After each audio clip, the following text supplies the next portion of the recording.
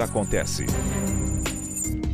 Quando o Bolsonaro indicou Augusto Aras para mais 2 anos comandando a Procuradoria-Geral da República, muita gente acreditou que haveria uma resistência, que todos aqueles que hoje até formam uma espécie de frente ampla antibolsonarista, que iriam assumir uma posição de resistência e no Senado evitariam a recondução do Aras.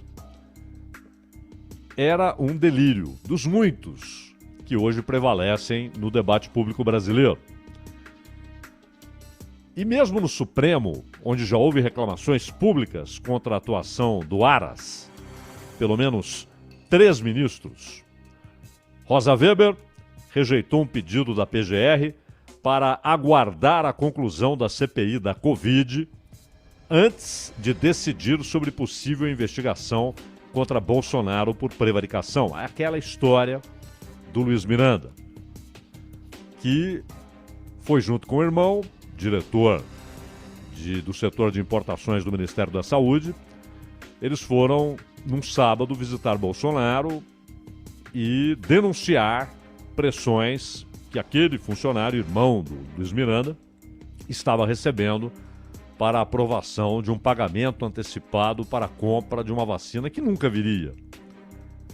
E, segundo Luiz Miranda, Bolsonaro teria dito que era coisa do Ricardo Barros, o líder do governo na Câmara, que já foi ministro da Saúde. E, inclusive, há decisões do Barros, quando ministro da Saúde, que voltam à tona agora em razão de ele se tornar investigado pela CPI. Bolsonaro teria dito isto? Teria, condicional. Bolsonaro negou? Não. Luiz Miranda afirmou que ele disse isso e disse que a Polícia Federal iria investigar. Não é? Por isso essa história da prevaricação. Então, Rosa Weber disse à PGR: vocês já podem investigar. E a PGR disse: olha, solicitamos um adiamento, vamos esperar o que a CPI tem a dizer, que conclusões serão apresentadas pela CPI a respeito desse assunto específico da prevaricação ou não, para que façamos uma investigação. E ela disse que não, porque a PGR tem instrumentos, aliás, muito mais sofisticados e eficientes do que a CPI para fazer esse tipo de investigação. E uma coisa nada tem a ver com a outra. As conclusões da CPI podem ser ratificadas ou retificadas pela Procuradoria-Geral, ou seja, pelo Ministério Público em suas investigações. Eles podem paralelamente e de maneira muito mais eficiente investigar. Mas o pedido da PGR foi esse, e a Rosa Weber disse não. E criticou a atitude da PGR e disse que o órgão não pode ser mero espectador das ações dos poderes da República. Isso foi Rosa Weber. Depois, Carmen Lúcia, que cobrou um posicionamento de Aras sobre fato que ela considerou grave, o uso de TV pública por parte do presidente para atacar a credibilidade do sistema eleitoral brasileiro. Aqui é uma forçação da Carmen, inclusive para agradar a alguns colegas seus no Supremo, não é? Porque a questão não é se é TV pública ou não. A questão é se ali está uma mentira concebida deliberadamente, ou seja, quem contou sabia que era mentira, ou se era uma denúncia com alguns fatos de sustentação, algumas evidências, e que poderiam levar tais fatos e evidências a uma investigação.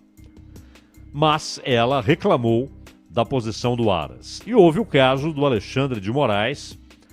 Aras não apresentou no prazo determinado. Na verdade, aqui também há uma contradição, que é a história do Roberto Jefferson. Alexandre de Moraes diz que deu um prazo para a manifestação da PGR. A resposta não chegou no prazo e ele, então, simplesmente ordenou que a Polícia Federal buscasse o ex-deputado e presidente do PTB. Porém, não é o que é dito na PGR. A PGR diz que se posicionou contra, dizendo que não via nenhum motivo para a prisão preventiva. Nenhum motivo. Nem risco de fuga, nem ameaça a testemunhas, nem continuação na prática do suposto delito. E que prazo é esse que o Alexandre de Moraes resolveu dar? De onde ele tirou o direito de dar esse prazo? Por que o prazo? Você diz para a PGR, posicione-se. Você tem 2 dias, 3 dias? Não, posicione-se. Com base em critérios técnicos e legais. Portanto, não é um eu acho que. E aí a PGR respondeu, não vemos base para essa ordem de prisão. Mas também aqui houve essa divergência. Também já havia um desgaste na história lá do Salles, o ex-ministro do Meio Ambiente, quando o Alexandre de Moraes tomou decisões sem perguntar qual era a posição da Procuradoria-Geral da República, qual era a posição do Ministério Público, ou seja, da promotoria. O Salles tem seus advogados. E a promotoria, no caso, é o Ministério Público. E aí o juiz não ouve a promotoria. Então, ali já houve um desgaste também. Não é? De novo, Alexandre de Moraes. Só que nesta semana, o Alexandre de Moraes e o Toffoli mostraram que, no fundo, não querem que Aras tenha muitos problemas. Porque Aras é interessante a partir de algumas análises ou considerando alguns critérios. Ontem, Alexandre de Moraes arquivou um pedido de investigação contra Augusto Aras. Aliás, um pedido mal formulado, feito por 2 senadores, Fabiano Contarato e Alessandro Vieira. Os parlamentares argumentavam que Aras foi omisso em suas funções. E o Alexandre de Moraes arquivou o pedido, porque eles queriam mostrar infração penal por incorrência em prevaricação. E o Alexandre de Moraes não viu base no pedido. Contarato disse que o procurador deveria agir diante de acusações, intimidações e ataques do presidente às urnas eletrônicas, ao Congresso e ao Supremo.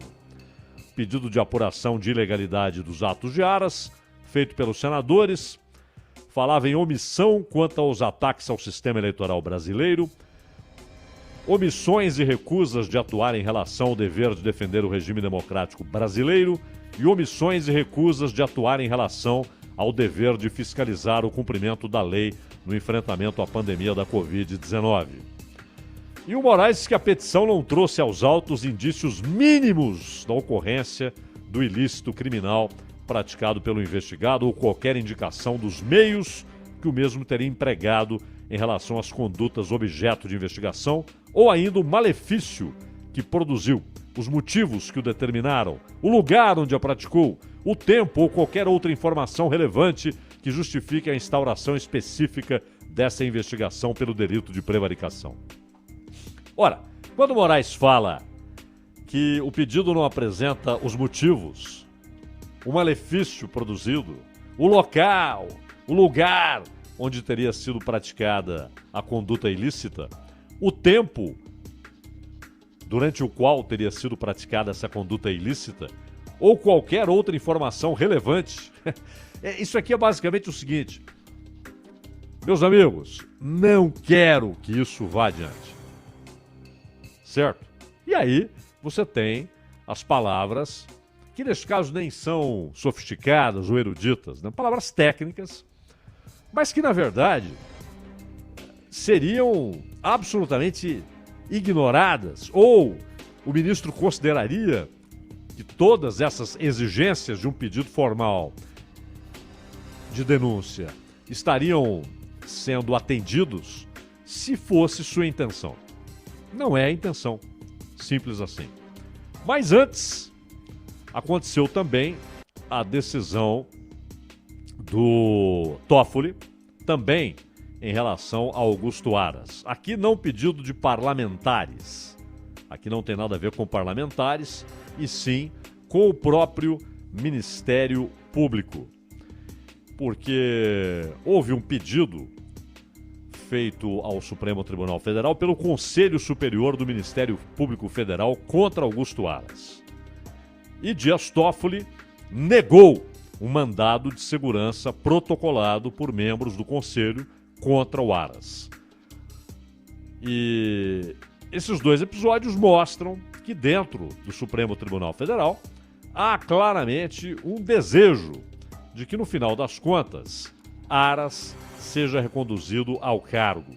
Mesmo com esses pequenos embates entre ele e Alexandre de Moraes, com essas reprimendas que ele sofreu de Carmen e de Rosa Weber, os ministros afirmam que Aras é respeitoso e amigável. Convenhamos que não são exatamente os critérios decisivos, não é? Para que alguém seja Procurador-Geral da República. Mantém uma boa relação institucional com a Corte. Também é outra posição que eles têm. Enfim, dentro do Ministério Público há resistência ao Aras.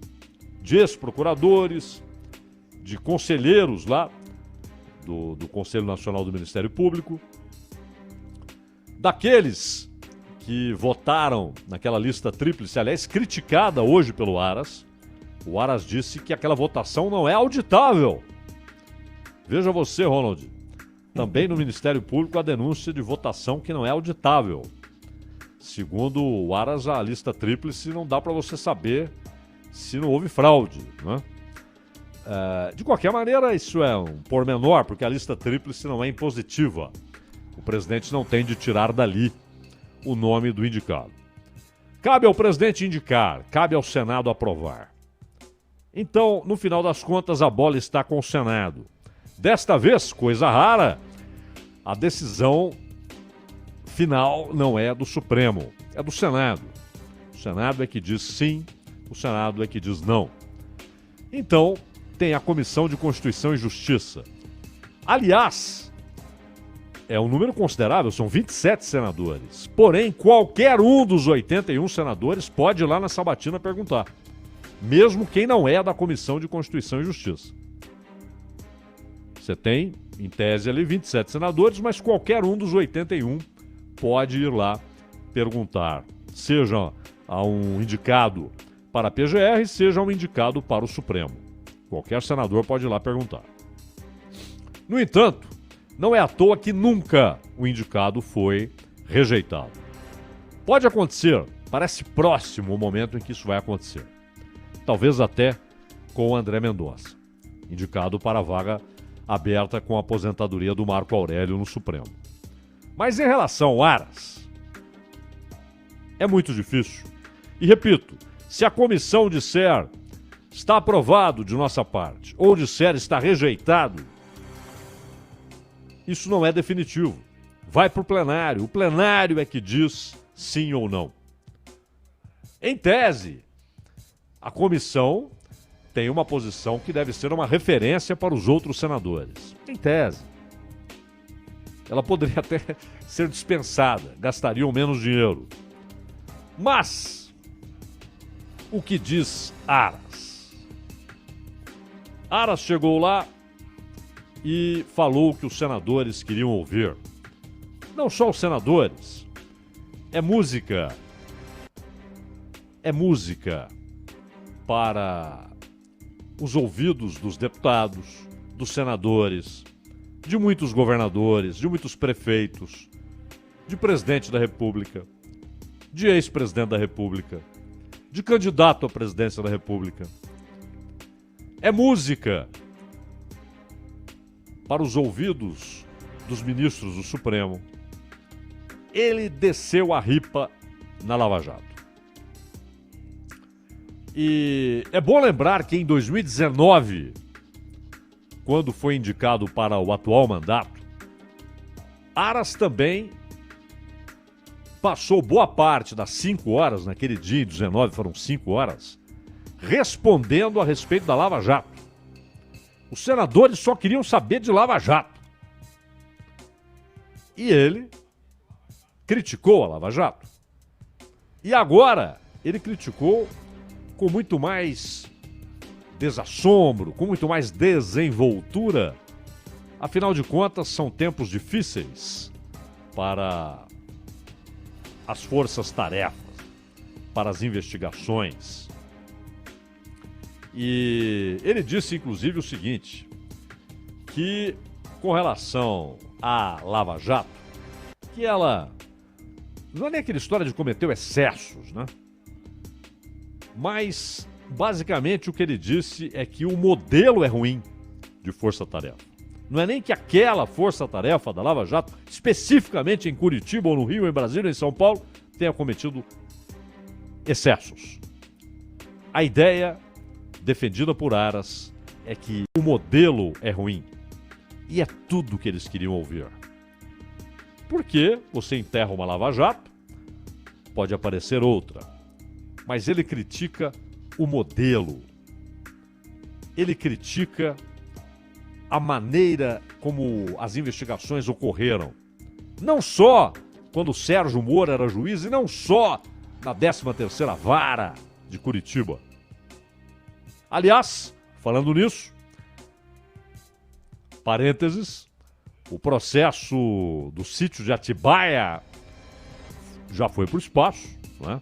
A juíza em Brasília disse que os procuradores não apresentaram elementos para a reabertura do caso, abstraindo aquilo que foi anulado pela decisão do senhor Edson Fachin e depois, de maneira mais grave, pela decisão da segunda turma com relação ao juiz Fachin em relação ao juízo, a competência daquela jurisdição e 3 dos 5 da segunda turma contra especificamente o juiz Sérgio Moro. Aquele assunto não foi liquidado, não recebeu sentença de Moro. Foi da Hardet. E depois, a punição foi confirmada em segunda instância, no colegiado do Tribunal de Porto Alegre, da 4ª Região. Foi tudo para o espaço, como sabemos, e agora nem chance há de que reapareça. A juíza simplesmente disse: o caso acabou, não há motivos para retomá-lo, simples assim. Há possibilidade de recursos contra essa decisão? Complicadíssimo, porque o caso é apresentado a uma juíza e ela diz: não vejo elementos que sustentem a reabertura do caso. Que não seria nem reabertura, seria recomeço, já que o que foi decidido em Curitiba e confirmado em Porto Alegre foi anulado. Então, fechamos parênteses. O Aras desce a ripa na Lava Jato e os senadores ficam alegres, contentes, agradecidos. Por quê? Porque o papel da Procuradoria-Geral da República é importantíssimo para iniciar uma operação com força-tarefa, com o procurador, policiais federais e a jurisdição pertinente, os juízes que receberão esses casos.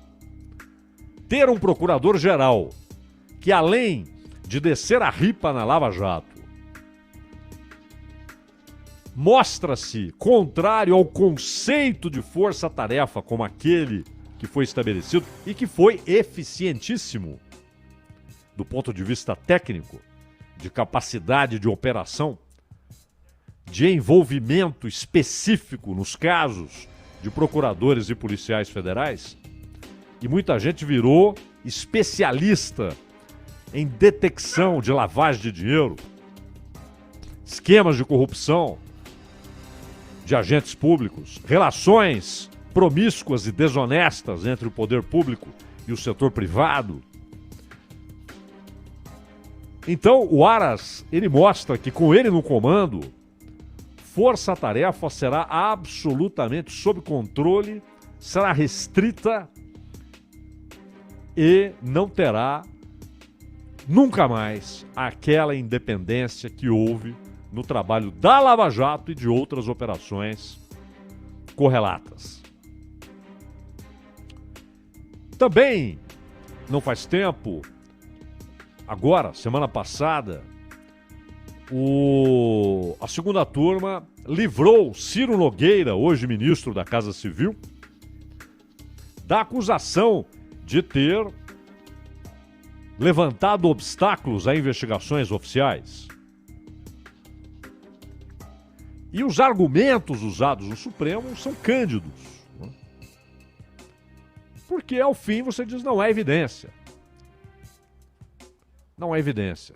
A testemunha faz referência a fatos quando já não havia, se é que houve, crime sendo cometido. Ora, mas se a testemunha sabia do que ocorrera antes, ela continuava sendo um problema para quem eventualmente cometeu delitos lá atrás. Acabou. Então, Ciro Nogueira, o pessoal do PP, Partido Progressista, ficou livre dessa, não é? E o Aras foi além, falou de urna eletrônica, falou que é uma beleza. Não a da lista tríplice do Ministério Público. Essa aí ele disse que não é auditável, não dá para auditar, não dá para saber se os votos foram mesmo aqueles. Não é auditável, repetiu o Aras. Mas só falou o que todos queriam ouvir. Por que o Bolsonaro indicou o Aras? Exatamente por essas posições contrárias às grandes investigações contra a corrupção. Porque a oposição ao Bolsonaro, inclusive aquela que é oposição irreconciliável, oposição sempre, permanente, também, isso dentro do Congresso, não estou dizendo da militância que imaginou, o Aras é amigo do Bolsonaro, então vamos ver, nada. A oposição lá dentro do Congresso, que sabe que jogo está sendo jogado, também gosta do Aras, pelos mesmos motivos. O Supremo também gosta do Aras. Se não todos, a maioria. Ou seja, há um clima, esse tipo de ambiente favorável no Supremo, eles dão um jeito de que ele seja percebido no Senado. Olha, achamos interessante a permanência do Aras. Ele precisa de 41 votos. Com comissão aprovando, comissão rejeitando, precisa de 41 votos. Não sei se ele terá. Mas todos os sinais, quando o governo quer e a oposição quer, é que ele terá. O Renan Calheiros, que é indiscutivelmente oposição ao governo, defendeu publicamente a recondução do Aras. Porque o que o Aras fala de investigações contra a corrupção é música dentro do poder. Uma música harmônica. Harmônica. Todos gostam de ouvir. A melodia, a harmonia. Não há dissonâncias. É uma música que todo mundo entende e gosta. Fácil de ser ouvida, aprendida e repetida.